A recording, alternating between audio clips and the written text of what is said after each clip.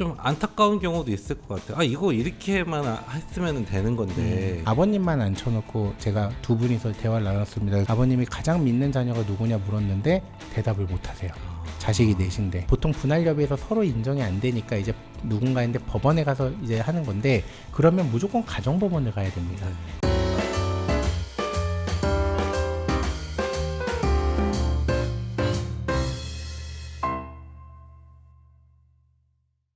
오늘은 우리나라에서 매출이 가장 많은 세무법인 다솔의 안원용 상무님 나오셨습니다. 안녕하세요. 안녕하세요, 대표님. 한 달 전이었어요. 여기 이 자리에서 우리 다솔의 안수남 대표님이 나오셨었는데 네. 아마 좀 보시는 분들은 조금 눈치채셨겠지만 좀 특수관계시죠? 네, 아들입니다. 네. 조은석이시죠? 네. 조은비속이시죠? 아무래도 이 세무업계 차세대 리더로 떠오르고 계신 네. 우리 안원영 상무님이 오늘 나와주셨는데요.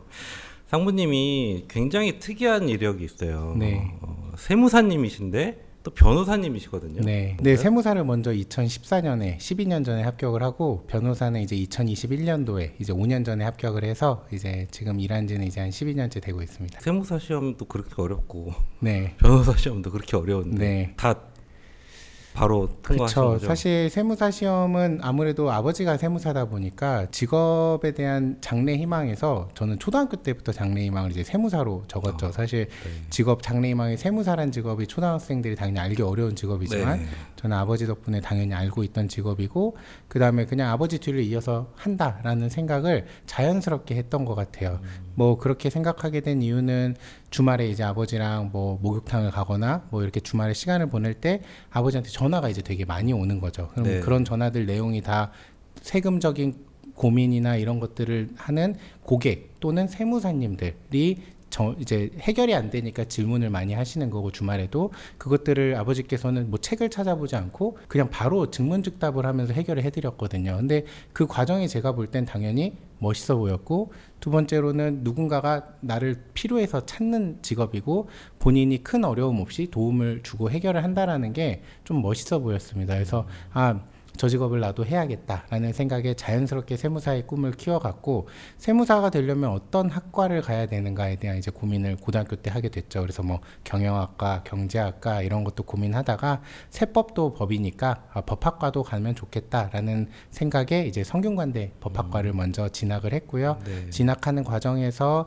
이제 로스쿨이 또 생겼었습니다. 그래서 로스쿨을 가는 게 좋을까, 세무사를 가는 게 합격시험을 준비하는 게 좋을까 하는 고민도 많이 했었는데 제가 볼 때 로스쿨을 바로 진학을 하면 세무사 공부를 따로 안 할 것 같았어요. 왜냐하면 그 당시에는 변호사 시험을 합격을 하면은 이제 세무사 자격이 자동 부여되던 네. 시기여가지고 세무사 시험을 다시 추가로 하는 거에 대한 욕구가 좀 떨어질 것 같았거든요. 그래서 세무사 시험을 먼저 준비를 해서 2년 공부해서 합격을 하고 네. 그 다음에 이제 로스쿨을 다시 가서 변호사 공부를 하다 보니까 세법에 대한 기본 지식을 머리에 넣어놓고 또 이제 로스쿨 과정에서 변호사 시험을 준비하면서 좀 두 가지 공부에 대한 것을 순차적으로 했는데 저는 이상하게 공부가 그렇게 어렵고 힘들진 않았습니다. 와, 예. 보통 이제 세무사를 따고 네.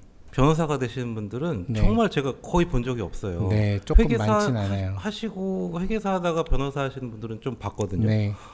정말 대단하신 것 같고요. 저는 이상하게 시험이 떨리지가 않더라고요. 네. 근데 물론 떨리지 않은 거는 제가 수능 때 준비를 이렇게 공부하면서 제가 밤마다 자기 전에 그 수능 시간을 계속 머리에 시뮬레이션을 돌렸어요. 고3 네. 때. 제가 언어 영역 시간 이후 수리 영역을 하기 전에 항상 잠들었습니다. 그래서 언어 영역만 한 50번 시뮬레이션을 돌리고 갔더니 제가 수능 실제 시험 날 지각할 뻔했거든요. 근데도 안 떨렸어요. 수능 시험이. 그래서 그 노하우 때문인지 제가 세무사 시험이든 로스쿨 변호사 시험 때도 한 번도 떨지 않았습니다. 뭐 시험에 특화되신 성격을 갖고 계신 것 네. 같은데. 알겠습니다. 네. 세무법인 다솔에서 이제 상무님이자 이제 세무사로 활동하고 계신데 고객들 입장에서도 좋을 것 같아요. 세무사 변호사를 한 방에 네. 한 분을 만나면 되니까.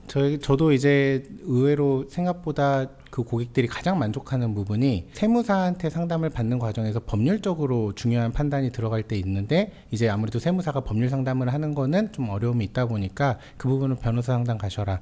또 그 부분에서 법률 상담을 가면 세무하고 만나는 부분이 있는데 본인은 모르니까 세무사 상담하셔라 해서 이렇게 공무원들 이렇게 뺑뺑이 돌리듯이 핑퐁 하면서 되게 어려움을 겪으세요. 즉 두 가지에 대해서 이 양쪽에 대해서 누군가가 겹치는 부분에 대한 판단을 정확히 해줘야 되는데 서로 미루다 보니까 그 서로 미루는 분야가 약간 만나게 됩니다. 그 분야가 바로 상속이거든요. 네. 그 상속이 이제 민법적인 분쟁과 그 다음에 상속세와 관련된 증여세와 관련된 그 두 가지가 딱 만나는 영역이다 보니까 거기에 대한 정확한 답변을 원하셨는데 거기에서 답변을 못 찾으시다가 이제 저를 만나서는 제가 세법적인 거랑 법률적인 거에 대한 그 두 가지를 다 고려해서 최적의 솔루션을 제가 두 가지 뭐 세 가지를 제안을 드리면서 우리 의뢰인들이 의사결정을 하시는 데 있어서 도움을 드리다 보니까 의뢰인들이 한 명만 찾아가도 양쪽에 대한 정확한 답변을 들을 수 있다라는 점에서 굉장한 메리트를 느끼시는 것 같습니다. 세무 업무를 하고 있다가 소송을 들어가야 될 수도 있잖아요. 네. 그러면 이제 변호사나 로펌 찾아가야 되는데 네. 여기서 다 해결되는 네, 거죠. 실제로 굉장히 많은 업무들이 저희가 상속세 신고를 오셨다가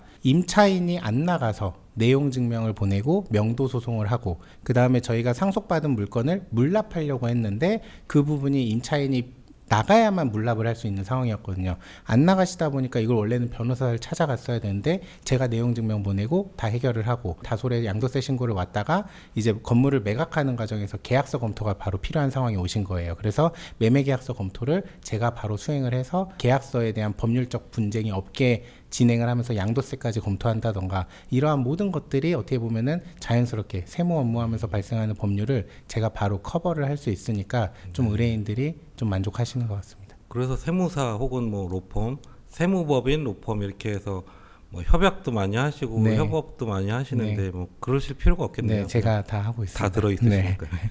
그러면 이제 본격적으로 세금 이야기를 좀 나눠보려고 네. 하는데요. 얼마 전에 다주택자 양도세 중과 5월 9일에 네. 시작이 됐잖아요. 아마 그 질문들로 많이 좀 찾아오시고 연락도 많이 받으셨을 텐데 그 전과 후에 좀 보시기에 좀 달라진 점이 있으신가요? 우선 다주택자 상담이 세무사 입장에서 굉장히 어렵습니다. 어려운 이유는 주택이 정말 한두 개가 아니라 임대주택에 상속주택에 뭐 공유지분에 다양한 경우가 있고 의뢰인의 니즈는 내가 뭐부터 팔아야 되느냐 또 어떻게 증여를 하느냐 뭐 그다음 나중에 팔 때 세금이 어떻게 되냐 과정에서의 질문이 너무 다양하거든요. 그리고 이게 10억에 파냐 12억에 파냐 막 숫자도 계속 달라지다 보니까 세무 상담하는 세무사 입장에서는 굉장히 부담스럽습니다. 추가로 뭐 증여하시려고 할 때도 아들한테 할 때 딸 며느리를 넣으면 아들 딸 사위 다 하면 막 이렇게 하면서 질문이 계속 추가되니까 세무사 입장에서는 상담이 끊이질 않고 계속 늘어나고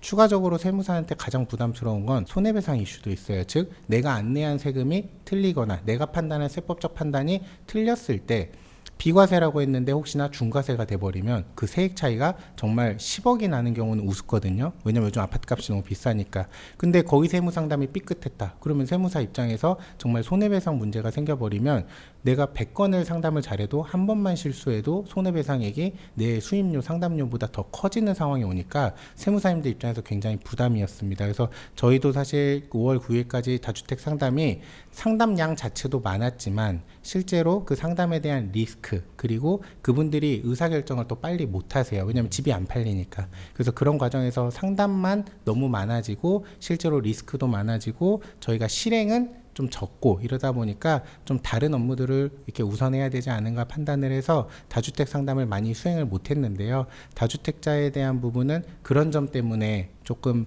상담의 애로사항은 있었습니다. 그럼 이제는 어떻게 주로 어떤 흐름으로 안내를 해주고 계세요? 이제 시행이 됐으니까. 이제 시행 이제 어떻게 보면 유예 기한이 이제 지났으니까 이제 지금부터는 아마 파실 분들은 파셨을 거고 나머지 분들은 버티기로 어차피 결정을 하신 거라고 판단을 합니다. 버티기로 결정하신 분들은 이제 궁금하신 건 내 종부세죠. 내가 버틸 때 내야 될 종부세가 얼마야? 이런 게 궁금하셔서 이제 그런 거 계산해 달라 오시고 뭐 안 되면 이제 증여하시는 거죠. 사실은 이제 토지거래 허가제 때문에 결국에는 부담부 증여도 좀 부담스럽고 한 상황이라 이제 단순 증여로 고민을 하시는데 이제 문제는 우리가 조정 대상 지역 주택에 대한 취득세가 너무 높습니다. 세율이. 그러다 보니까 실제로 단순 증여를 상담을 오셔도 생각보다 높은 취득세와 그 다음에 부담부 증여가 아니면 전체 주택가격이 증여재산가액으로 해서 증여세 부담도 같이 올라가거든요. 문제는 증여받을 자식들이 그 낼 돈 현금 흐름이 또 없어요. 그러다 보니까 여러 가지 상황에서 방법을 찾아보려고 의뢰인들이 세무사 사무실을 많이 찾아가시지만 실제로는 본인들의 현금 여력이라던가 자식들의 현금 여력 때문에 실행 자체가 많지는 못하고 결국에는 들고 계시면서 재산세 종부세를 본인이 감당하시는 형태로 좀 진행이 되지 않을까 싶고, 그렇다 하더 본인이 재산세 종부세가 많이 나온다 하더라도 중과세를 맞으면서 파실 분은 없을 거라고 생각을 합니다. 개인적으로는. 왜냐하면 중과세 내느니 종부세가 무조건 더 나으니까요. 그래서 그런 점에서 아마 정말 버티기로 하면서 좀 힘든 앞으로 1, 2년이 되지 않을까 싶습니다. 제가 이제 세무사님, 변호사님, 뭐 세무사이자 변호사님이시니까 네. 더 맞기도 한데 해결사란 표현을 쓰시더라고요. 네. 옛날에 우리 떼인 돈 받아들입니다 이런 해결사 무서운 분들 말고 네. 진짜로 어려운 일을 해결해 주시는 분들이 세무사님들하고 뭐 변호사님들이신데, 특히 세무사님들은 제가 세무사라면 그럴 것 같아요. 이걸 어떻게 맨날 해결하나. 항상 어려운 과제들을 가지고 의뢰를 받는데 어렵겠다는 생각이 드는데, 이런 부분들을 어떻게 해결해 주시는지 항상 해결을 해야 되잖아요. 네. 실패하면 안 되고. 네. 그러려면 뭐 어떤 노하우가 있나요? 뭐 집요하게 그 사연들을 들으셔야 되는 거예요? 어떻게 해결을 해주시나요? 제가 볼 때는 그 해결이라는 부분이 크게 두 가지인데요. 억울한 경우가 있고요.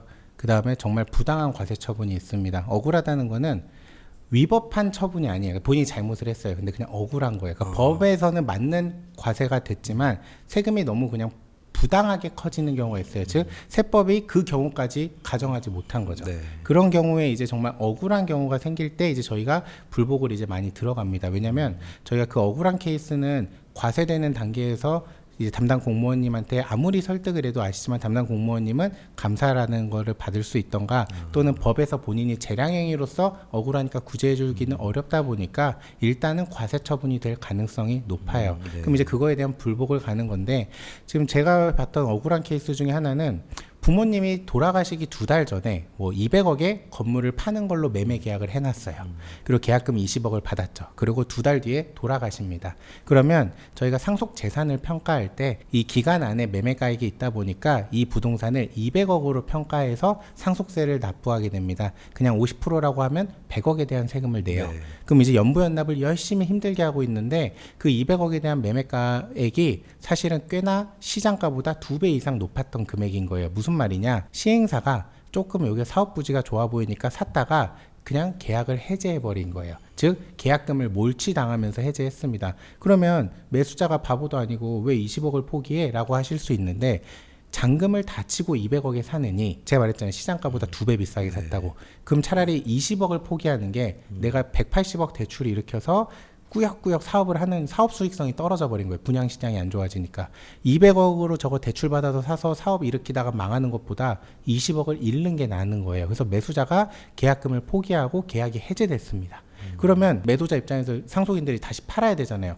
120억에도 안 팔려요. 이게 이 땅이 지금 현재 시간도 오래되지 않았어요. 그러면 이 사람들은 100억의 세금을 내고 있는데 120억에 팔았다. 손에 얼마 남아요? 20억 남는 거예요. 20억. 말이 안 되죠. 그러니까 어떻게 보면 200억이라는 평가가 잘못된 거예요. 그래서 저희가 매매 계약을 일단 내용 증명하고 소송을 통해서 정확히 해제시켰습니다. 그러고 이제 상속세 200억으로 평가된 게 부당하다. 상속재산가 200억이 부당하게 평가되다 해서 제가 지금 소송을 이제 불복을 들어갔는데, 과세관청 입장에서도 억울한 건 알겠다. 지금 200억에 대한 상속세를 내고 있는데 실제로 지금 100억에도 거래가 안 되고 그 당시 감정평가를 해도 100억밖에 안 나와요. 실제로 감정평가를 해보니까 주변 거래가액 다 가져왔어요. 제가. 그래서 주변 거래가액도 제가 다 취합해오고 현재 감정도 다시 해서 그 당시 감정가가 100억밖에 안 나오는 걸 해서 그때 200억이 불특정 다수인간의 거래가액인 시가를 반영하지 못한다는 걸 판례라 이런 걸 다 가져와서 제가 제시를 해드렸는데, 담당자님께서 이게 좀 부담스럽다고 하시더라고요. 왜냐면 환급할세액이 좀 컸거든요. 상속세가. 그래서 납세자의 억울함이나, 그다음 납세자는 당연히 체납이에요. 왜냐면 상속세 100억을 낼 돈이 없죠. 200억에 잘 팔렸으면 받은 돈 안에 세금을 내면 되는데, 지금 대출도 한도치도 있다 보니까 최대로 나오지도 않고 100억짜리 땅에 100억이 대출이 어떻게 나오겠어요. 그 다음에 연부연납 연 10억씩 할 돈도 없고 당연히 체납이죠. 그러니까 부모님께서 재산은 남겨주셨지만 자식들이 바로 체납자가 된 상황입니다. 그래서 체납된 사실도 억울한 거 다 알겠으나 본인들이 구제하기는 좀 부담스럽다 하면서 결국 다음 단계로 넘겨버리셨습니다. 그래서 지금 심판원 가 있거든요. 그럼 이제 제가 이 납세자의 억울함을 해결하기 위해서 이제 계속 제가 억울함을 호소하겠지만, 법적으로 그다음 여러 대법원 판례에서는 완전히 납세자가 유리하진 않습니다. 그래서 저는 심판원 단계에서 이 부당성을 좀 이유로 구제가 됐으면, 납세자가 정말 어려운 상황을 겪고 있기 때문에 구제가 됐으면 하는데, 현실적으로 이걸 해결을 지금 못하면 납세자는 정말 나중에 그 경매돼서 100억에 팔리면 상속세 100억 내고 돈에 남는 거 하나도 없이 국가가 그냥 다 가져가는 꼴이 되거든요. 그래서 그 부분을 어떻게든 해결해 보려고 하는데, 말씀하신 해결사라고 하시니까 일단은 그 케이스가 지금 하고 있어서 떠오르고, 두 번째는 좀 변호사로서의 해결사인데요.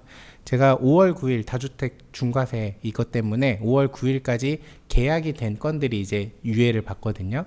그래서 5월 9일에 계약을 하려고 제가 새벽 3시까지 중개법인에서 매도자와 매수자가 계약서를 쓰는 거를 자문을 했습니다. 토요일 아니었나요? 토요일이었어요. 네. 그래서 실제로 금요일에서 토요일로 넘어가는 날, 야 우리 오늘 그냥 다 마무리 짓자라는 생각에 제가 그날 금요일 날 저녁 7시에 만나서 매도자 매수자가 막 이제 딜을 하는 과정에서 손해배상 규정도 들어가야 되고 여러 가지가 들어가야 되는데, 그거를 중개사님들도 물론 어느 정도 부동산 매매 계약과 관련된 손해배상을 잘 아시긴 하지만, 의뢰인들 입장에서는 막 손해배상 액수가 막 40억, 15억 막 이렇게 적혀 있으니까 이거에 도장을 찍기가 무서운 거예요. 당연히 내가 뭐 계약에서 잘못되면 15억, 40억을 손해배상해야 되는데, 이게 정말 법적 리스크가 얼마나 큰지를 판단이 안 되잖아요.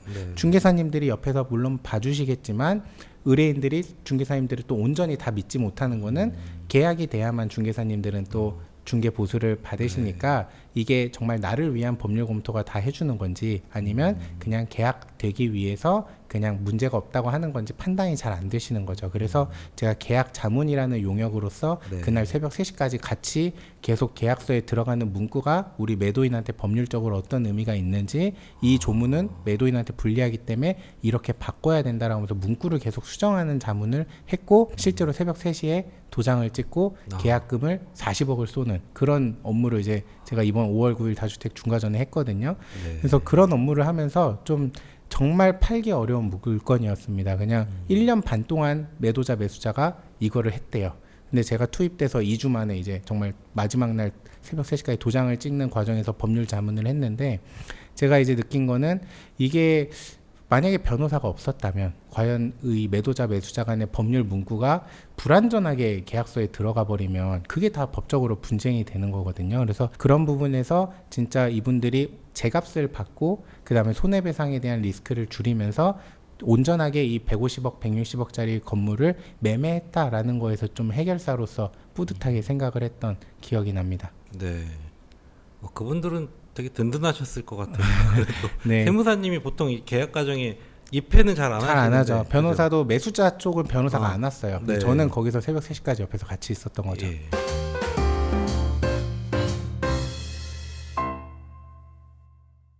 그런 사건들도 있으셨고요.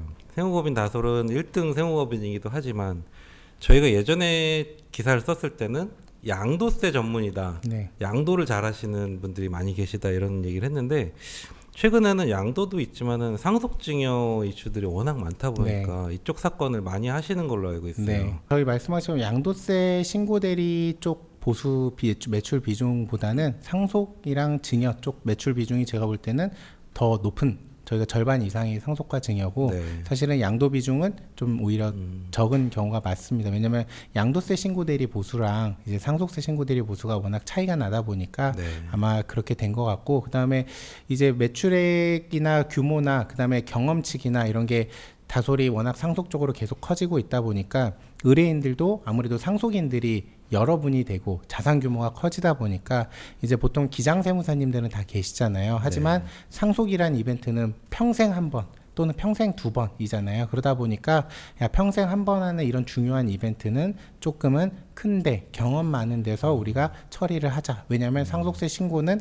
신고로 끝나는 게 아니라 반드시 상속세 세무조사로 연계가 될 수밖에 없고, 그러면 상속세 세무조사 과정에서는 또 경험이 많은 곳이 아무래도 대리를 잘할 수밖에 없습니다. 그리고 또 하나는 상속인 간의 이제 분쟁이 없을 수가 없다 보니까 그 과정에서 좀 경험 많은 전문가가 그래도 중간에서 중립적으로 좀 관여를 해주면 문제를 조금 더 스무스하게 풀려가는 게 분명히 있거든요. 그게 꼭 제가 변호사라서가 아니라 제가 아니더라도 저희 세무사들께서도 충분히 경험이 있기 때문에 과정에서의 이제 설명이나 브리핑이 충분히 이제 그런 상속 분쟁까지도 답변을 드릴 수 있습니다. 그래서 그 과정에서 의뢰인들이 느끼시는 만족감이 크다 보니까 그런 입소문이 나서인지 저희가 상속에 대한 업무가 계속 늘어나고 있습니다. 상속이 말이 상속이죠. 실제로 겪어보시는 분들은 이게 돌아가시기도 하고 돌아가시기 전이기도 하고 여러 가지 일들이 많다 보니까 되게 어떻게 보면 되게 가슴 아픈 사연도 막 있을 것 같고 뭐 MBTI F인 분들은 좀 어려울 것 같아요. 진짜 실제로 힘든 경우가 있고요. 저도 증여를 할 때 이제 유언장 작성도 제가 어쨌든 직접 자문을 하고 하다 보니까 제가 이제 유언장 작성을 할 때 증인으로 참석을 합니다. 내용을 검토하고. 그래서 이제 유언장 작성할 때 못 움직이셔가지고 제가 이제 현장으로 출장을 가서 이제 유언장 작성 때 내용 검토하고 과정을 다 지켜보고 꼭 제가 일어나면서 이제 꼭 건강하시라 하고 나오면 6개월, 1년 뒤에 이제 돌아가셨다면서 상속세 신고로 이제 자식분한테 연락이 오는 경우가 꽤 많아요. 그리고 저랑 상담을 하는 과정에서 제가 조금 심적으로 힘들었던 경우는 이제 아버님 재산이 있는데 첫째 아들하고 나머지 자녀들하고 분쟁이 생긴 거예요. 그런데 이제 나머지 자녀들이 첫째 아들이 아버님을 모시고 있는데 재산을 다 빼 가져갈까봐 대비하고 싶어서 다른 자녀들이 부모님을 모시고 왔고, 저도 이제 누가 더 맞는 말인지 제가 알 수가 없잖아요. 그래서 자식들 다 나가라고 하고 아버님만 앉혀놓고 제가 두 분이서 대화를 나눴습니다. 그래서 아버님이 조금 의사소통이 어려우셨는데 제가 아버님 그 자식분들 중에 가장 믿는 분이 누구냐 말씀해 주시면 제가 그분하고 아버님 의사를 소통하겠다라고, 아버님이 가장 믿는 자녀가 누구냐 물었는데 대답을 못 하세요. 자식이 넷인데. 그래서 거기서 좀 안타까움이 느껴졌고, 그 다음에 아버님이 건설회사를 되게 크게 하셨었어요. 그래서 아버님 그러면 자식분들 중에 믿을 분이 없으시면 혹시 회사 임원들 중에라도, 회사와 관련된 의사결정도 많이 하셔야 되니까 임원 중에라도 회장님이 가장 믿으시는 분 누구냐 알려주시면 제가 그분하고 소통하겠다 했는데 그것도 지정을 못 하셨어요. 그러니까 제가 그 과정에서 저렇게 자산가가 자식들이 지금 서로 누가 가져갈까봐 걱정이 돼서 막 상담을 오셨는데 본인이 믿을 자식이 없고 직원도 내가 믿을 직원으로 누구를 지정을 못 하시고, 실제로 그 과정에서 아버님이 이제 돌아가셨고 이제 제가 유언에 대한 내용에 대해서 집행을 하는데 형제간에 막 정말 칼 들고 싸웠거든요. 그래서 고소하고 제가 막 그런 소송을 하는 과정에서 그 과정을 제가 다 대리를 하면서 좀 힘들었습니다. 왜냐면 뭐 보수받는 것과 완전 별개로 이 모든 과정이 제가 이거를 다 지켜봤잖아요. 남들은 뉴스로 보는 이야기를 저는 아버님도 만나 뵙고 자식 첫째 아들, 둘째 아들, 셋째 아들 다 만나봤어요. 근데 이 첫째 아들이 둘째 아들한테 칼을 들이대고 막 했다라는 얘기를 들으니까 제가 다 본 사람들인데, 그러니까 그 과정에서 제가 이 일을 하면서 정말 힘든 경우가 이제 이런 경우구나라고 느꼈고, 워낙 상속을 대비하러 오셨다가 이제 1, 2년 안에 돌아가셔서 이제 상속세로 오실 때도 기분이 좀 묘합니다. 네. 그런 경우도 있나요? 형제가 많은데 네. 이쪽 장남 세무사랑 뭐 장녀 있죠. 세무사랑 네. 싸우고 같이 데리고 있죠. 저희가 또 최근에 최근은 아니지만 기억나는 경우가 뭐냐면, 저희가 가업상속공제라는 제도가 이제 있잖아요. 가업상속공제에서의 중요한 점은 가업을 있는 자녀가 결국 그 가업에 대한 주식을 받아야만 가업상속공제가 되는 구조입니다. 그러다 보니까 부모님 재산의 대부분이 그 회사 주식이었어요. 대부분의 재산이. 그러면 가업상속공제를 받으려면 회사에 종사하던 아들이 이 주식을 다 받아야 돼요. 그래야 가업상속공제가 돼요. 근데 이거를 n분의 1로 나누게 되면 가업상속공제가 n분의 1만큼밖에 안 되니까 내야 되는 세금이 약 60억 차이가 났습니다. 그러니까 자식, 뭐 가업을 잇는 자식 아들 입장에서는 야 60억 세금 더 낼 거야? 가업상속공제 받아야지 당연히 라고 하고 있고, 그럼 다른 자녀들 입장에선 자기 손에 떨어지는 게 없어요. 그러면 내가 이걸 도장을 찍으면 내 손에 떨어지는 게 5억이고, 근데 가업상속공제를 안 받아버리면 차라리 20억 받아다가 상속세를 10억을 내면 내 손에 떨어지는 게 10억이잖아요. 그럼 의뢰인 입장에서 무슨 결정을 하는 게 더 나은가? 가업상속공제 받으면 내 손에 5억, 가업상속공제 안 받으면 내 손에 10억, 상속세를 60억 더 내더라도. 그런 의사결정에서 본인이 판단이 안 되는 거예요. 왜냐?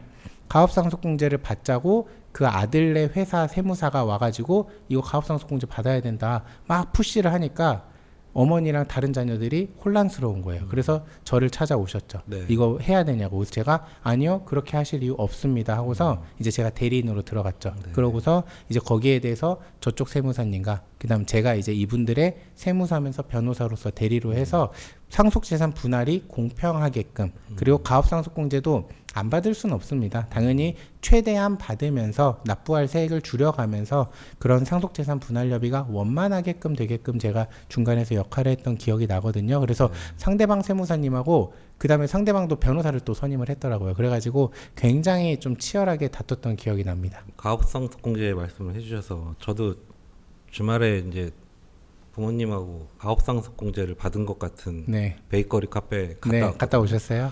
너무 좋더라고요. 너무 좋아서 잘 해놨어요. 뭐 네. 잔디도 되게 넓고 주차장도 넓고, 그래도 이런 데 와서 빵도 먹고 커피도 마시는 사람들이 너무 행복해 보이는 거죠. 네.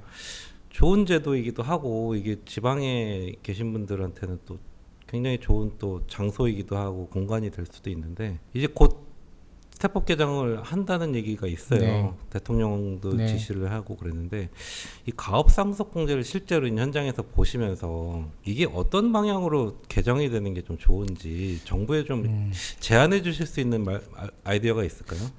제가 가업상속공제 실제로 베이커리 카페가 유행을 할 때 이제 베이커리 카페를 하면서 가업상속공제로 좀 상속세를 절세할 수 있는 방안이 있겠느냐 상담이 좀 많이 왔었습니다. 근데 그때 제가 상담하는 과정에서 설명을 드렸던 것도 이게 10년 이상 어쨌든 유지를 해야 되는데, 문제는 10년 뒤에 업종에서 이게 제외가 안 된다는 보장이 없다. 그리고 업종에서 제외된다고 해서 내가 보호받을 수 있겠느냐, 제가 볼 때는 보호받지 못한다. 그래서 정말 내가 원래 베이커리 카페업을 운영하시던 분이라거나 아니면 애초에 부동산을 갖고 있던 분이라면 지금 하시는 거에 있어서 큰 문제는 없을 수 있겠지만, 내가 가업상속공제를 받아보겠다라는 생각으로 부동산을 취득한 다음에 베이커리 카페를 새로 하시는 거는 리스크가 좀 있습니다 라고 얘기를 드렸는데, 그러고 나서 얼마 안 돼서 결국에는 실제로 이런 이야기가 당연히 나오기 시작을 했죠. 그리고 상담 오신 분들이 많이 놓치시는 게, 저 부동산이 가치가 당연히 오를 거잖아요. 왜냐면 건물도 멋있어지고 주차장도 넓고 그 주변이 개발도 되겠죠. 그러다 보니까 부동산 가치 상승이 많이 일어날 건데,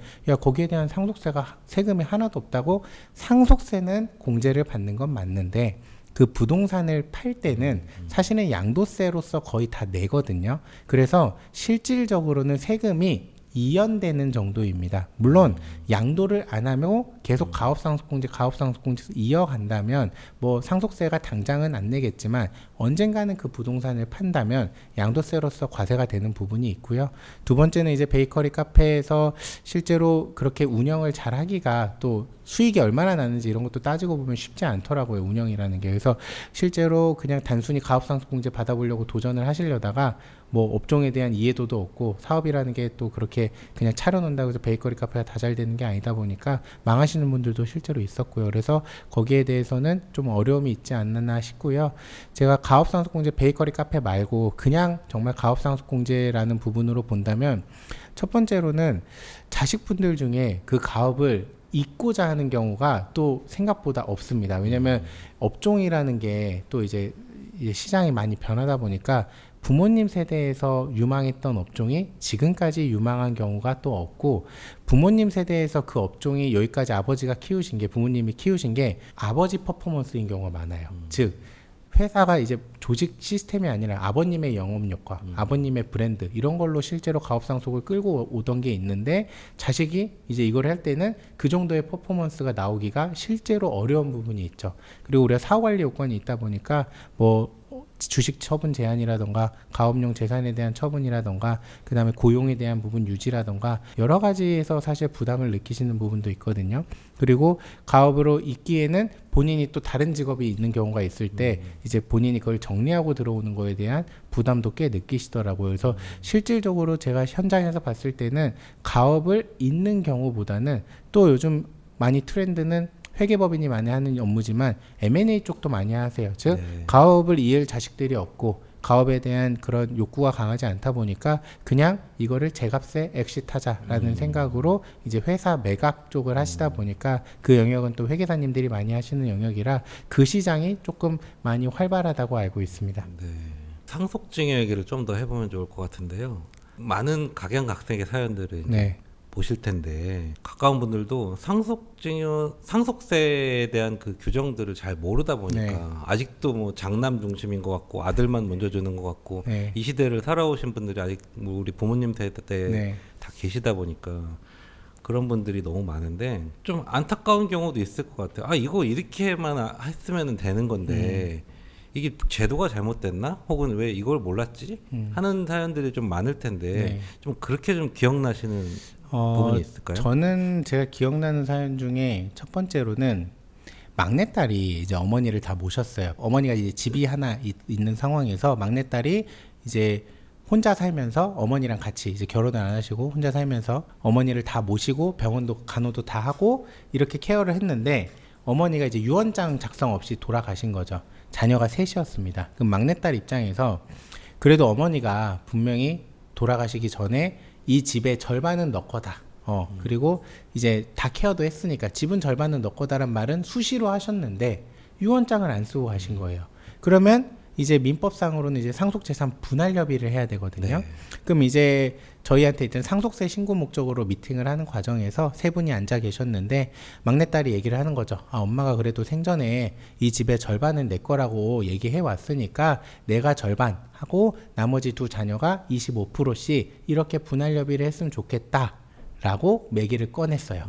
대표님이 보실 때 어떨 것 같아요? 30%씩 나누자. 네. 이럴 것 같아요. 당연히 n분의 1 하자고 하죠. 네. n분의 1 하자는 이유는 뭐냐? 막내딸 입장에서 내가 병간호 다 했는데 라고 하면 첫째 아들이 뭐라 그러냐? 간병비랑 생활비 누가 줬냐? 네. 내가 줬다. 월 300씩 내가 다 드렸다. 그러니까 막내딸은 병원 간병이랑 이런 것들을 내가 다 모시고 다니면서 나만 고생했다고 생각하고 첫째 아들은 내가 생활비 다 보내고 나도 2주에 한 번, 한 달에 한 번씩 어머니 찾아뵙고 네. 다 했는데 왜 너가 50%나 가져가야 되냐 라고 얘기하면서 다툼이 붙은 거예요. 네. 그럼 이제 막내딸이 저한테 얘기하죠. 혹시 기여분이라는 게 있던데 기여분 인정받을 수 있나요? 라고 합니다. 기여분이 이렇게 간병이나 요양이나 이렇게 특별한 기여가 있는 거에서 인정을 해주는 건데 기여분의 첫 번째가 상속인간의 협의예요. 무슨 말이냐? 너가 기여했으니까 5% 10%더 준다라는 거에 대해서 상속인간의 협의. 근데 기여분에 대한 협의가 원만하게 될까요? 근데 엄밀히 말하면 그냥 그 기여분을 인정해서 분할 협의가 됐다는 거는 그냥 분할 협의가 잘 되는 거예요. 근데 기여분이 보통 분할 협의에서 서로 인정이 안 되니까 이제 누군가인데 법원에 가서 이제 하는 건데 그러면 무조건 가정법원을 가야 됩니다. 네. 그러다 보니까 분할 협의에서 내가 기여분이 인정을 안 해주니까 결국 가정법원에 상속재산 분할 협의 심판을 청구해야 되는데 그러면 소송이 1, 2년 가고 그 다음에 이게 지금 뭐 엄밀히 말하면 33% 받을 거를 50% 내가 주장을 하는 과정에서 내가 얼마가 인정될지 불확실한데 형제지간에서 야 지금 이거 도장을 안 찍고 이거를 변호사를 서로 선임해서 착수금 변호사비 쓰고 성공보수로 변호사비 쓰고 그 결과가 본인이 만족스럽지 않을 수도 있잖아요. 그리고 그 과정에서 정말 어머니가 살아계신 경우도 있어요. 즉 아버지가 돌아가시고 어머니가 계시는데 상속인간의 기여분 내가 조금 더 받자고 이렇게 소송을 하면 어머니까지 소송 대상이 돼야 되거든요. 같이 당사자로. 그러면 굉장히 마음이 불편하겠죠. 그러니까 결국에는 기여분에 대한 주장을 하지만 형제들이 다 인정을 안 해주니까 그냥 본인이 안 하겠다 하고서 그냥 n분의 1로 분할 협의를 하시거든요. 물론 서로 생각이 다르니까 뭐 누가 억울한지에 대해서 제가 정답을 내릴 수는 없겠지만 만약에 돌아가신 분이 누군가의 기여를 인정을 해주고 싶었다면 그 몫을 유언장이나 뭐 여러 가지 형태로서 미리 사전에 돌아가시기 전에 해두셨다면 상속인간에 이렇게 분쟁을 할 이유가 없거든요. 하지만 돌아가시기 전에 그런 유언장 작성이나 이런 게 없으면 사실 형제지간에 그거를 인정을 잘 안 해줍니다. 그러다 보니까 저는 그런 억울한 케이스 때문에 유언장 정도는 반드시 좀 써두셨으면 좋겠다라는 게 있는데 이 유언장 작성이 생각보다 허들이 높아요. 그러니까 뭔가 내 재산에 대한 정리를 누구는 어떻게 라는 게 지금 당장 좀 생각을 안 하고 싶으신 것도 있고 좀 회피를 하시는 것 같습니다. 두 번째로는 그런 것들을 쓰고 나면 또 내가 누구를 주고 누구는 이렇게 조금 줬다라는 게 마음의 속의 생각을 어떤 문서화하고 그 내용이 형제 자녀들한테 알려질 수도 있잖아요. 네. 그럼 자녀들이 분명히 또 서운한 자녀가 있을 거고 그 과정에서 내가 살아있는 상황에서 그 분쟁 과정이나 본인한테 또 공격적이거나 아니면은 서운하게 하는 행동들을 보았을 때 엄청 상처를 받으시거든요. 그 과정들을 보고 싶지 않으신 것 같아요. 그래서 유언장 작성을 굉장히 회피하시는 경우가 많습니다. 하지만 유언장이라는 게 반드시 자녀들한테 알려져야 되는 건 아니거든요. 그 과정에서 뭐 비밀 유지나 보안 유지는 충분히 가능한 내용이니까 유언장 작성에서 너무 회피하지 마시고 자녀 간의 분쟁을 막기 위해서는 좀 유언장 작성에 전문가를 만나서 상담을 받아보시고 작성을 하시면 좋겠다라는 생각입니다. 상속 문제는 돌아가시면 이제 장례 치르고 막 되게 막 힘들잖아요. 네. 정신적으로도 힘들고 그러는데 그 상속을 잘 처리를 하려다 보면은 몰랐던 세법도 막 공부를 해야 되고 네. 본인들이요. 네. 평소 세금이랑 전혀 상관없었던 분들이 그걸 찾아가야 되고 관공서나 뭐 법원이나 뭐 세무서 이런 데를 또 왔다 갔다 해야 되는 네. 거죠. 거기서 저는 스트레스를 받고 네. 막 싸울 것 같아요. 네, 맞습니다. 이게 예전에 세무사회에서 그런 얘기 한 적 있거든요. 주치의처럼 네. 가정이나 뭐 개인별로 세무사들이 다 있으면 네. 이걸 그냥 해결해 주면 되잖아요. 네. 처음부터 미리 알고 있다가 증여도 조금 해주고 네. 상속 문제가 발생해도 머리 아플 필요가 없이 세무사님이 다 해결해 주실 수 있는 문제인데 네. 일반적으로 사업하시는 분들은 기장을 하시다 보니까 세무사님들이 다 한 분씩 있는데 이제 일반 직장인 같은 경우는 사실 세무사님을 만날 일이 없죠. 보통 집을 팔거나 할 때 양도세 신고할 때 한 번 정도 만나지 그 외에는 본인이 세무사와 상담을 하거나 이럴 일이 많이 없으십니다. 그러다 보니까 이러한 상속에 대한 대비나 증여에 대한 필요성을 좀 사전에 인지를 못 하시는 경우가 많아요. 오히려 인지하는 경우가 언제냐면 주변 사례에서 야 미리 줬다가 증여세 뭐 폭탄 맞았다. 미리 줬다가 네. 자식이 그걸 팔아먹었다. 뭐 이런 얘기 또는 미리 줬더니 본인한테 소홀해져서 오히려 막 이렇다더라.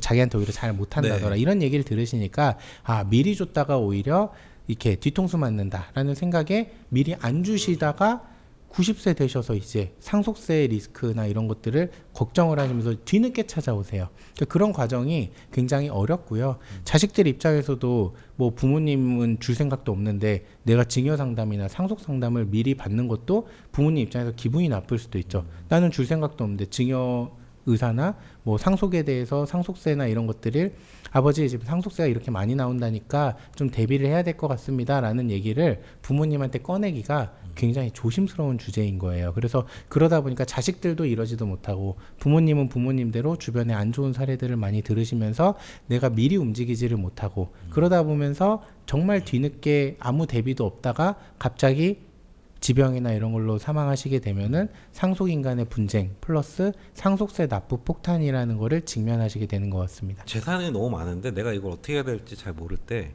그냥 혹시 찾아오셔가지고 네. 우리 집 세금 관리 좀 전속으로 좀 맡아주면 네. 안 됩니까? 네. 뭐 이런 계약은 없나요? 이런 서비스는? 했었습니다. 저희가 네. 실제로 했었고 네. 한 3년 동안 자문을 하는 계약을 했었는데요. 네. 이제 제가 그 자문을 하면서 느꼈던 경험은 생각보다 자산가분들이 의사결정을 바로 못 하세요. 즉 지금 큰 재산을 자식한테 내려보내거나 큰 재산에 대한 어떤 그 플래닝을 짜는 거에 있어서 당장 이동하는 과정에서 또 세금이 발생을 하잖아요. 증여든 뭐 양도하면서 형태를 바꾸든 법인 전환이든 이 과정에서 세금이 바뀌는데 세금도 납부해야 되고 근데 뭐 소유자도 바뀌죠. 그러니까 그러한 변경에 있어서 조금은 굉장히 보수적이세요. 그러니까 제가 볼 때 확실히 자산가분들은 보수적이세요. 그러다 보니까 변화에 있어서 조금 두려움이 있고 그다음에 그 결정이 정말 내가 맞는 결정인가에 대한 또 확신을 여러 차례 검증을 하시는 과정에서 세법이 강화되고 있죠. 뭐 감정평가 사업도 강화되고 있고 세법도 더 촘촘해지는 과정에서 본인이 내가 2년 전, 3년 전에 했으면 세금을 5억 낼 건데 지금 진행하면 부동산 가치도 오르고 세법도 촘촘해져서 15억을 내야 되는 상황이 온다. 그러면 2, 3년 전에 5억이면 될 거를 지금 15억 내야 된다고 하니까 우리 주식 가치 오르면 매수 버튼이 안 나가듯이 이분도 마찬가지로 지난번에는 5억인데 지금 15억이라고 하니까 또 못 하세요. 근데 지금 못 하면 2년 뒤엔 20억 내야 되거든요. 그 모든 과정이 계속 반복되다 보니까 실행이 저희가 이제 푸시를 하는 경우도 있습니다. 제 상담 과정에서 대표님 저라면 이건 지금 하는 게 맞다고 생각해서 저는 저라면 했습니다 라고 제가 이제 좀 강하게 어필을 할 때도 있어요. 제가 의뢰인들이 너무 고민하실 때는 그렇게 좀 상담을 해드리는데, 그런 자문을 하는 경우 이제 어려움은 아까 말씀드린 것처럼 상담은 계속 하는데 실행 자체가 이루어지지 않다 보니까 정작 제가 입장에서는 뭔가 문제를 해결해 드리지 못한 것 같은 뭐랄까 성취감이라고 해야 될까, 그게 좀 떨어지는 경우가 있습니다.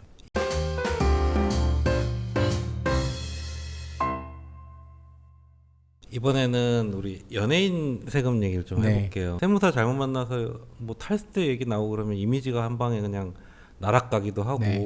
사실 연예인분들은 보통 소속사를 다 당연히 끼고 있잖아요. 그러다 보니까 대부분의 업무와 관련된 비용이 소속사에서 처리가 되고 소득을 이제 분배받는 형태가 되거든요. 그러다 보니까 분배받은 소득에 대해서 그냥 종합소득세율을 그대로 다 납부를 하시게 되죠. 그냥 실효세율적인 입장에서는 한 35에서 40%, 최고세율 구간은 물론 50% 가까이 가지만 제가 실효세율인 입장에서 한 40%, 45%까지 넘어가는데, 그 과정에서 당연히 본인이 20억을 벌어도 10억의 세금을 내는 느낌이니까 세금을 아끼고 싶으시죠. 그런 욕구는 너무 당연하다고 생각합니다. 그러다 보니까 이제 법인을 활용하거나 뭐 경비를 추가로 넣는다던가 업무와 관련 없는 이런 것들을 비용 처리한다거나 하는 과정이 있는데요. 저는 이 과정에서 그 탈세와 절세의 영역이 굉장히 저는 경계에 있다고 생각을 합니다. 네. 즉 이번에 1인 기획사라고 쟁점이 됐던 법인을 활용한 저는 절세라고 표현을 하고 싶은데요. 법인을 활용한 절세를 지금까지 해왔는데 과세관청이, 국세청이 이거를 아니야, 이거는 법인을 활용한 탈세다라고 해서 이제 과세를 막 하신 거죠.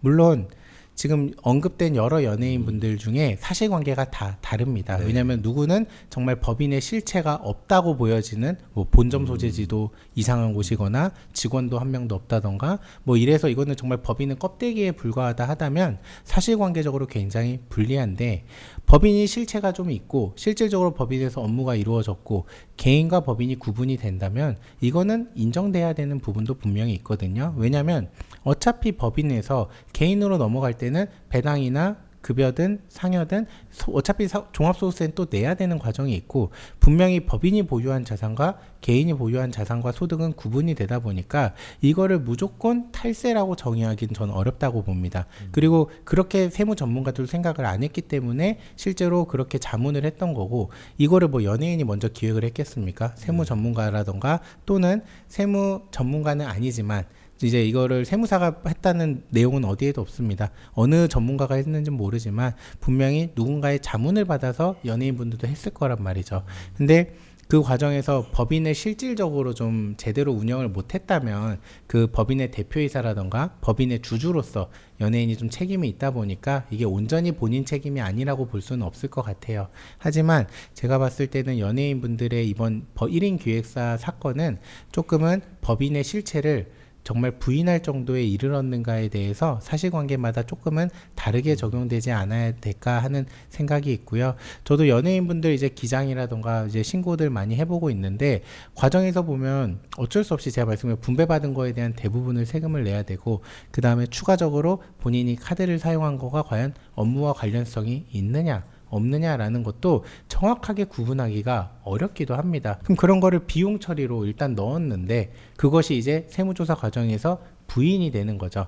예를 들어 굉장히 유명한 얘기지만 연예인분들이 헤어 메이크업, 헬스장, 피부과 이런 데 비용을 지출을 했어요. 그래서 연예인은 보여지는 직업이니까 내가 헬스라는 거를 하면서 PT 받은 거, 뭐 헬스장 다닌 거 다 몸을 키우고 몸을 관리해야 되는 연예인, 또 피부 관리는 외부에 보여지는 직업이니까 피부 관리를 했는데 그게 다 업무와 무관하다, 사적 경비다라고 해서 부인이 됐거든요. 그래서 실제로 연예인분들이 그렇게 외모 관리하는 비용이 부인이 됩니다. 근데 저는 한편으로는 외모로 먹고 사는 직업인 연예인분들이 저게 비용이 부인되는 게 맞나 싶은 생각이 들고, 저는 그거를 변호사업에 적용을 해봤습니다. 만약에 변호사들 입장에서 넥타이를 산 비용을 과연 비용을 부인할 것이냐, 백화점에서 넥타이를 샀는데, 왜냐, 저희가 재판을 가야 될 때 넥타이가 필수 착용이거든요. 네. 근데 이게 백화점에서 에르메스에서 넥타이를 샀다고 이게 비용을 부인하는 거는 전 부당하다고 생각하거든요.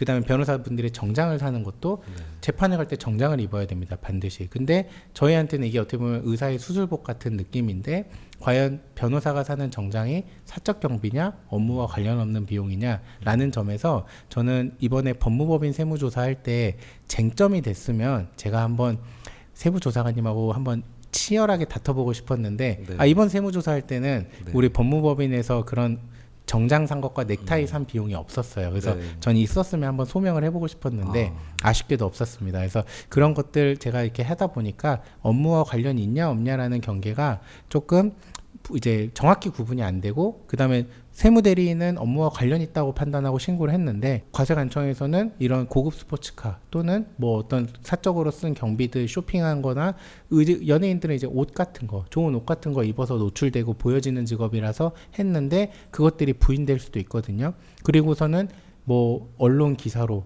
연예인들 뭐 누구누구 고급 스포츠카랑 뭐 명품 구입한 걸로 탈세했다 기사 한 줄 떠버리면은 네. 그냥 타격이 너무 큽니다. 그러다 보니까 이제 연예인분들은 고민을 하시는 거죠.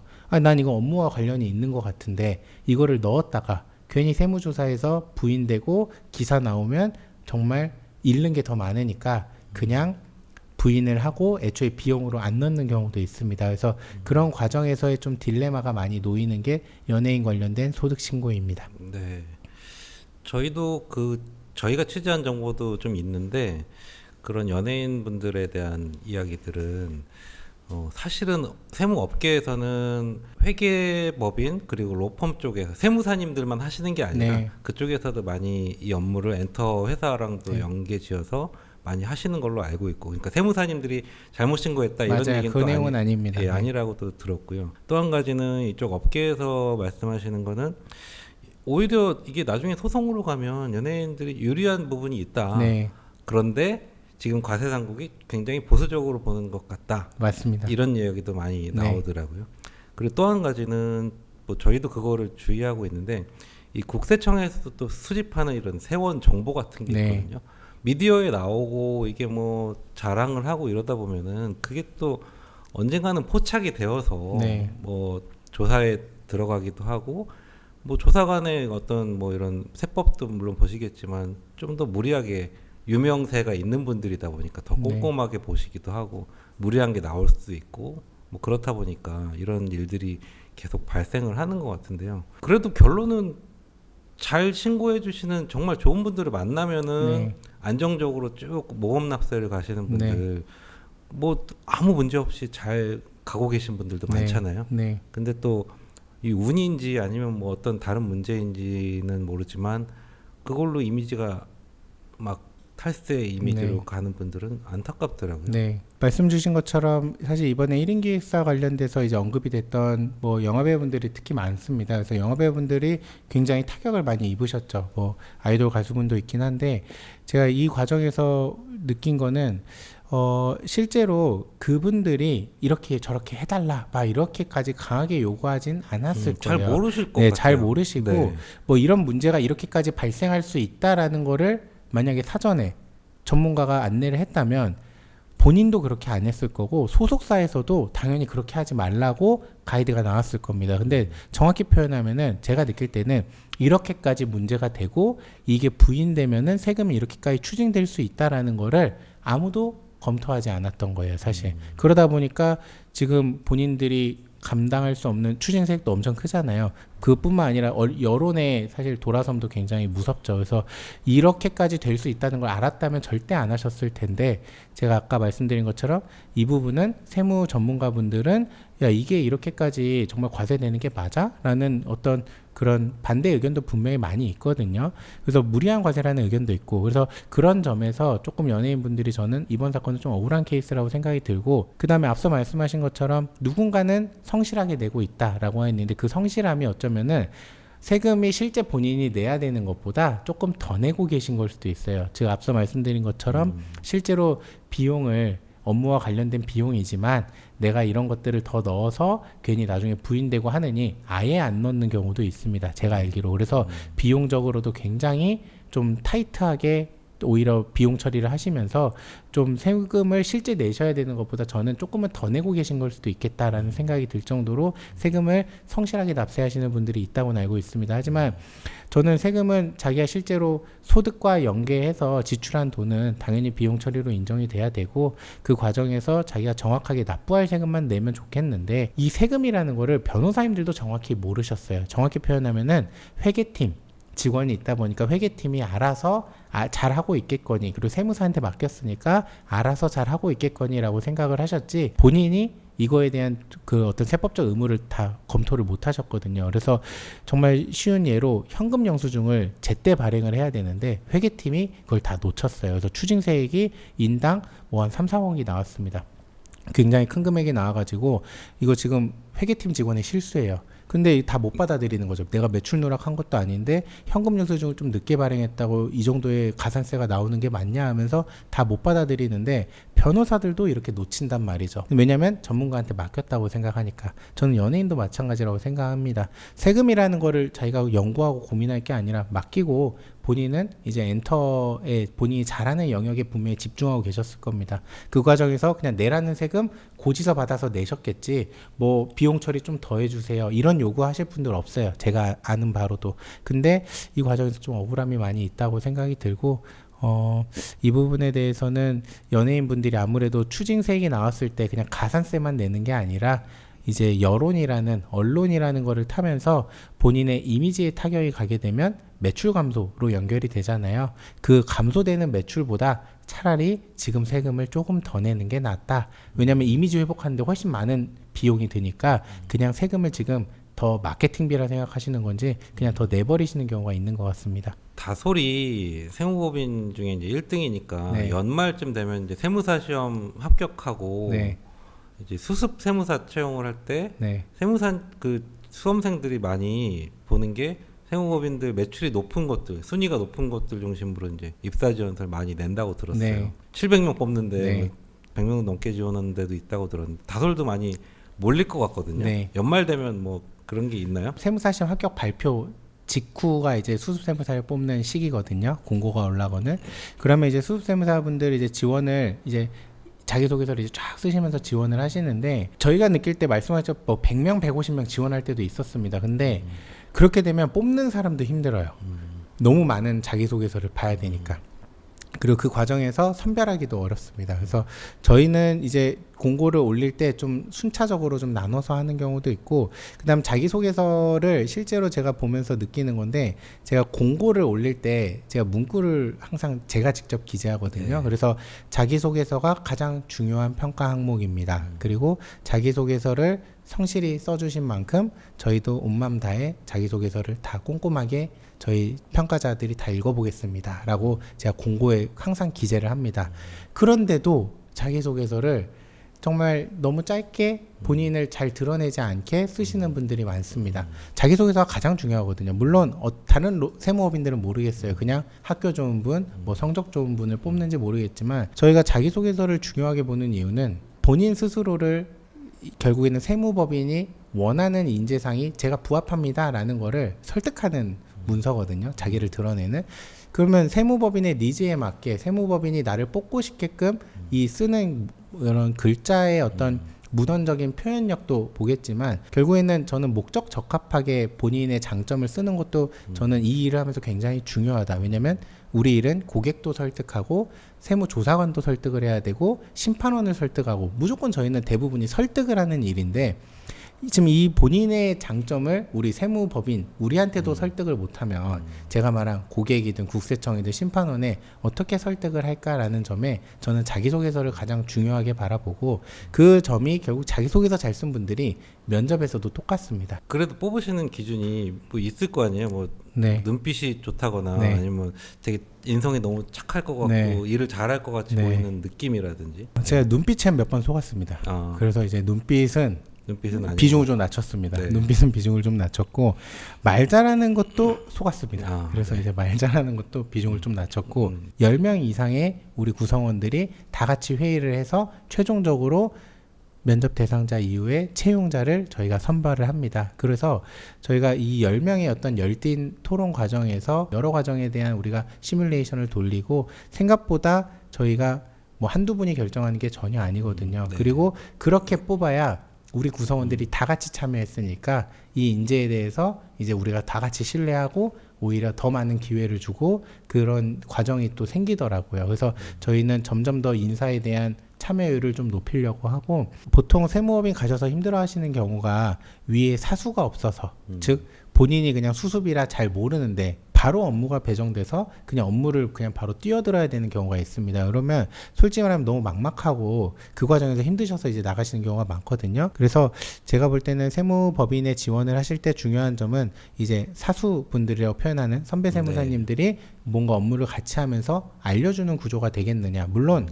세무법인이 알려주고자 수습세무사분들을 모신 건 아닙니다. 하지만 분명히 업무를 잘 모르기 때문에 알려줘야 되는 과정은 이제 불가피하거든요. 저희 다솔도 마찬가지고. 그래서 그 업무를 충분히 숙달할 때까지 기회를 주는 공간인지를 꼭 체크를 하셔야 될 것 같고 그러한 시간을 통해서 본인이 성장하고자 하는 업무적인 그러한 기회들이 충분히 주어지는지 그리고 그 과정에서 선배들 또는 위에 고문님들과 충분한 의사소통이 이루어지면서 내가 세법적으로 리스크도 줄여가고 고객과 직접 대면을 하면서 무언가 업무적인 어떤 이해도가 높아지는지를 확인을 해야 되는데 제가 들은 몇몇 다른 세무업인에서 근무하셨던 분들은 자기는 2년 동안 뭐 고객을 한 번도 뵌 적이 없다던가 뭐 국세청 뭐 조사를 많이 하는데 실제로 조사관님 대면을 한 번도 한 적이 없더라고요. 즉 위에 임원들만 대면을 하고 실무자들은 아예 그런 기회가 없는 거예요. 그러다 보니까 약간은 전체를 보지 못하고 10% 20%의 그 주어진 일만 하다 보니까 성장이 좀 더디신 거를 제가 느꼈습니다. 업무를 하면서. 그래서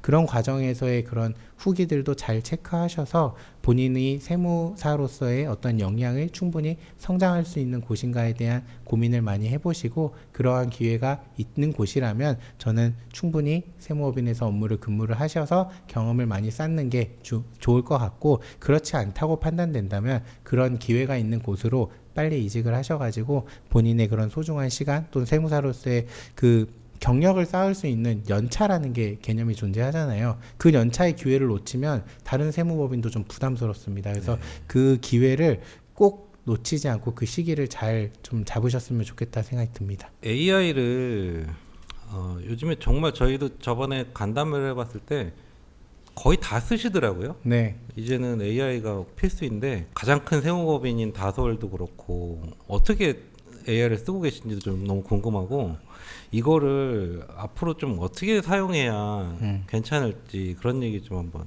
부탁드려요. 빠른 리서치 결과 또는 빠른 어떤 1차적인 초안을 잡아준다는 점에서 저는 AI의 사용은 선택이 아니라 필수라고 생각합니다. 그래서 저도 실제로 AI를 한 4-5개를 사용하고 있고 근데 그 AI의 답변을 이제는 검증할 수 있는 실력이 있어야 됩니다. 즉 AI가 있다고 해서 A한테 질문하고 답변 받아서 그 답변으로 문제를 해결한다.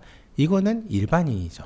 일반인이 할 수 있는 영역이니까 전문가는 그 AI 답변 중에 오류를 바로바로 찾아내서 틀린 부분을 보완을 해서 어떻게 보면은 실행을 해야 되는데 그 AI의 답변을 저희가 이제 판단할 수 있는 실력을 가진 사람만 결국에는 저는 시장에서 살아남을 거라고 보거든요. 제가 말한 이제 실력이라고 표현하면 보통은 이제 연세 많으신 경험 많으신 분들이 이제 제가 결국에는 지칭이 될 수밖에 없는데 그분들이 이제 어떻게 보면 AI를 적극적으로 활용하게 되면 어쏘 세무사, 어쏘 변호사라 부르는 1년차, 2년차가 해주던 일이 다 줄어버려요. 실제로 저희 다솔도 수습세무사를 당분간 채용을 안 했었고 1년차 세무사를 채용을 안 했었습니다. 그 이유는 실제로 AI를 통해서 저희가 업무적인 그런 서포트를 많이 받는 부분이 있다 보니까 당장 그런 거에 대한 그런 필요성이 조금은 덜했거든요. 그래서 AI가 실제로 로펌 시장에서도 실제 1, 2년 차의 변호사의 니즈가 확 줄어버린 것도 있어서 변호사들이 이제 자기들이 취업 시장에서의 어려움, 즉 업무를 경험해야 뭐 나와서 개업을 하든 뭘 하는데 애초에 업무를 경험하거나 업무를 배울 수 있는 기회 자체를 얻지를 못하다 보니까 그런 점에서 또 이제 초년차 세무사 변호사가 어려움이 저는 많다고 알고 있습니다. 그래서 그런 부분에서 AI의 활용을 충분히 전연차분들이 하신다 하더라도 그 답변을 검증할 수 있는 실력을 길러야 되기 때문에 AI의 활용과 실력 두 가지를 다 쌓아야 된다고 생각합니다. 네. 저희가 이 요즘에 그 느끼고 있는 이 트렌드 같은 건데 세무법인이나 어떤 뭐 로펌도 그렇고 세무사님들도 이 AI들을 본인의 취향과 업무에 맞게 약간 커스터마이징을 하시는 네. 것 같은 느낌이 네. 들어요. 네. 그런 플랫폼 같은 걸 만들어서 쓰시는 분들도 계시고. 네. 아직 네. 저희는 거기까지는 나아가지 못했고 네. 저희가 이제 현재 나와 있는 AI들을 여러 가지로 활용하고 있고 저희 변호사들이 쓰는 이제 그런 네. 법률적인 AI가 또 따로 있거든요. 네. 그래서 그럼 변호사만 가입이 가능해서 이제 제가 그거를 쓰고 있는데 그 사이트들이 다 판례 기반 뭐 책을 다 이미 업로드 시켜가지고 학습시켜서 어떤 전문 서적과 판례에 기반해서 AI가 검토를 해주다 보니까 세법적으로 뭐 아니면 다소만의 AI에 대한 부분에 대한 니즈가 아직은 강하진 않았었습니다. 하지만 지금 도전에서도 제가 네. 알기로 AI가 이렇게 네. 만들어지고 있는 걸로 알고 있고 그게 실제로 저는 프로그램이 사용할 수 있는 상황이 오면은 빨리 써보고 싶거든요. 그리고 네. 세무사회에서도 뭐 AI 이런 것들 만들고 뭐 3일이나 이런 쪽에서도 만든 게 이제 시장에 많이 나오고 있는 걸로 알고 있는데 뭐 그런 쪽에 대한 활용을 해보면서 저는 이미 이런 대기업이라고 표현할지 몰라야 됐지만 그러한 전문 기업에서 만든 AI가 일반 개별 세무법인이 이렇게 뭔가 커스터마이즈 한 것보다 저는 더 좋지 않을까라는 생각에 굳이 비용 투자하기보다는 좀 개발된 거를 사용하는 쪽으로 현재 진행하고 있습니다. 예. 오늘 말씀은 여기까지 듣겠습니다. 네. 다음에 또 나와주십시오. 알겠습니다. 감사합니다. 감사합니다. 하나씨, 해외 바이어가 보낸 첨부 파일 10개 분석해서 오늘 안에 정중하게 답장 보내고 퇴근해요.